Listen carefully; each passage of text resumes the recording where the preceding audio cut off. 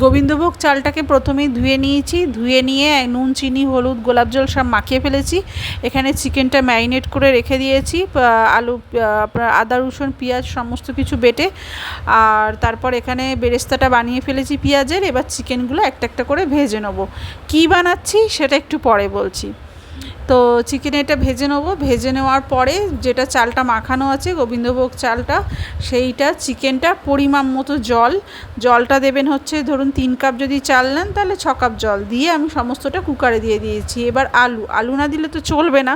তো আলুটাকে কি করেছি, ওই যে ম্যারিনেট করা চিকেনটার মধ্যে যেটা বেঁচে ছিল ম্যারিনেশনের পর যে গ্রেভিটা, ওটার মধ্যে মাখিয়ে আলুগুলোকে লাল লাল করে ভেজে নিয়েছি। ভেজে সবটা একসাথে কুকারে দিয়ে দেবো। দিয়ে 7 মিনিটের জন্য কুকারটা বসিয়ে দেবো। তো 7 মিনিটের পর যখন কুকারটায় মানে সিটি ছাড়া বসাবো, অবশ্যই দেখুন আমি সিটি ছাড়া বসিয়েছি। তো যখন ধোঁয়া বেরোবে ওটা কমিয়ে দেবো। কমিয়ে দেওয়ার পর হালকা করে খুলে দেখে নেবো, একদম আমার রেডি। কি রেডি? এটা হলো চিকেন বাসন্তী পোলাও। জাস্ট অসাম হয়েছিল। আপনারাও ট্রাই করুন, দারুণ লাগবে। দারুণ মানে দারুণ।